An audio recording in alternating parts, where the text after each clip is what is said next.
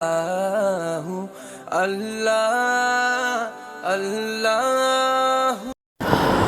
باللہ من الشیطان الرجیم بسم اللہ الرحمن الرحیم. خواتین و حضرات السلام علیکم ورحمۃ اللہ وبرکاتہ و مغفرتہ. پروگرام احکام شریعت اور فقہ حنفی سے متعلقہ مسائل کے ساتھ حاضر ہیں. بسم اللہ الرحمن الرحیم. تو آپ کی خدمت میں ذکر کر رہے تھے کہ سحری بند ہونے کا تعلق اذان کے ساتھ ہرگز نہیں ہے. آپ جو سحری کے بند ہونے کا وقت ہو اس سے 2-3-4 منٹ پہلے ہی بند کر کے اور برش وغیرہ مسواک وغیرہ سے بالکل فارغ ہو جائے، اس وقت کا انتظار نہیں کرنا ہے. ایسے ہی افطار میں بھی یہ مسئلہ یاد رکھیں کہ اذان کا انتظار نہیں ہوتا ہے. جب افطار کا وقت ہو جائے کنفرم، جیسے چینلز پہ اکثر وقت چل رہا ہوتا ہے، اور میرا مشورہ یہ ہوتا ہے کہ جو سب سے آخری میں وقت دکھا رہا ہو نا کہ اس وقت مثلا 6:24 کہہ رہا ہے، 6:26 تو 6:26 والے کو فالو کریں. افطار میں دیر والے کو فالو کرنا چاہیے، اور سحری میں جو پہلے بند کروا رہا ہو اس کو فالو کریں. یہی احتیاط ہے.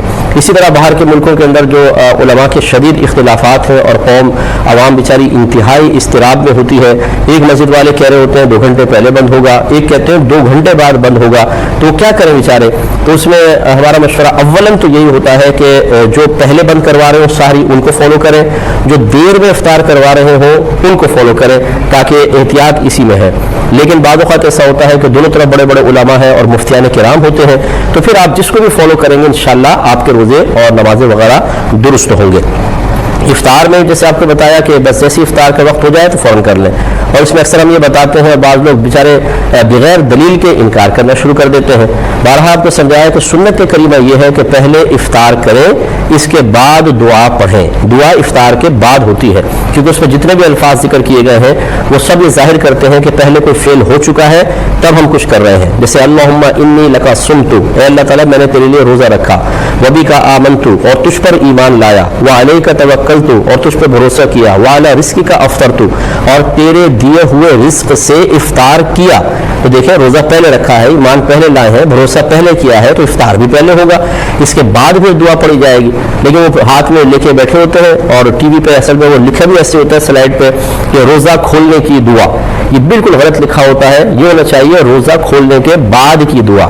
یہ اگرچہ عجیب لگے گا آپ کو، بہت سے کو مطلب عجیب لگتا ہے، لیکن جو صاحب علم ہے ان کو کوئی عجیب نہیں لگے گا، کیونکہ اصل سنت ہی یہ ہے. تو اس لیے اس میں بھی تھوڑا سا خیال رکھنا چاہیے. بہن نے فرمایا کہ ان کے گردوں کا مسئلہ ہے، اگر یہ روزے رکھتی ہیں تو پانی کی شدت سے کمی پیدا ہو جائے گی اور مسائل پیدا ہوں گے. تو اب یہ کہتی ہیں کہ میں فدیہ دوں یا قضا ادا کروں. ویسے تو اس کا جواب ضمن پہلے ایک مسئلے کے تحت گزر چکا ہے کہ آپ کو ڈاکٹر سے مشورہ کرنا ہوگا، خود اپنے پر غور کر لیجئے. اگر ڈاکٹر یہ کہتے ہیں کہ ابھی آپ کی صورتحال یہ ہے، لیکن انشاءاللہ کچھ مہینوں کے بعد، کچھ سالوں کے بعد آپ اس قابل ہو جائیں گی کہ آرام سے آپ روزے رکھ سکتی ہیں، پھر تو آپ کو اس وقت کا انتظار کرنا ہوگا. آپ روزے قضا کر لیں وقتی طور پر، اور جب آپ کو وہ وقت آئے کہ آپ بالکل صحت یاب ہو جائیں تو پھر ان کی قضا ادا کرنی ہوگی. ان کا حساب کتاب بنا کے رکھ لیں. لیکن اگر ڈاکٹر یہ کہتے ہیں کہ امید نہیں ہے کہ آگے چل کر آپ کو ایسی صحت ملے کہ آپ اس طرح کے نقصانات کا شکار ہوئے بغیر روزہ رکھ لیں، تو پھر آپ کا مطلب اس کا مطلب یہ ہوا کہ یہ دائمی مرض ہے، اب آپ کو شفا کی امید نہیں ہے. اس صورت میں آپ پھر ہر روزے کے بدلے میں فدیہ دے سکتی ہیں. لیکن یہ اچھی طرح یاد رکھیں کہ خوب سوچ سمجھ کے کرنا ہوگا. اگر کسی چھوٹے سے مسئلے کو جان بوجھ کے بڑا بنا کر انسان فدیہ دے تو اللہ تعالیٰ کی بارگاہ میں وہ بڑا نہیں بن جائے گا ہماری سوچ کی وجہ سے، اور یہ فدیہ اس روزے کا بدلہ نہیں بنے گا، قضا ہی کرنی ہوگی. تو اس لیے اچھی طرح سوچ بچار کر لیں. اگر آپ کو یقین حاصل ہو جائے کہ روزہ رکھنا میرے لیے شدید نقصان کا باعث ہے، آگے بھی صحت کی امید نہیں تو فدیہ دیں. اگر امید ہو تو پھر آپ روزہ ابھی تو چھوڑ سکتی ہیں، بعد میں اس کی قضا کر لیجیے گا. کوشچن کیا تھا کہ اگر ماں باپ کا انتقال ہو جائے تو ان کی نمازوں کا کیا کیا جائے، کیسے فدیہ دیا جائے. دیکھیں ان کے اولاً زندگی کے اگر والدہ ہیں احتیاط ہے کہ پہلے 9 سال نکال دیں یا 15 سال، اور والد صاحب ہیں تو 12 سال پہلے کے نکال دیں، یا ان کے لیے بھی احتیاط کر کے 15 سال یعنی 12 سال احتیاطاً نکال دیں یا پہلے 15 سال نکال دیں. اب جتنی عمر بچے اس عمر میں آپ گمان کریں کتنے عرصے نماز پڑھی ہوگی. مثلا 25 سال اب بعد میں عمر بنی ہے، 15 سال نکال کے اب آپ سوچیں آپ نے کہا یہ 10 سال پڑھی ہوگی، 5 سال نماز پڑھی ہوگی.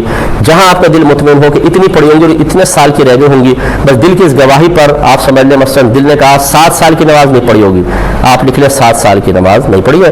اب ایک دن کی 6 نمازیں ہوتی ہیں، فجر، ظہر، عصر، مغرب، عشاء اور وتر. 6 فدیے دینے ہوتے ہیں اور ایک فدیہ 100 روپے کا ہوتا ہے. اب آپ یہ دے دیں کسی غریب فقیر کو تو انشاءاللہ نمازوں میں فدیہ ادا ہو جائے گا. جتنا دے سکیں دے دیں، باقی اللہ تعالیٰ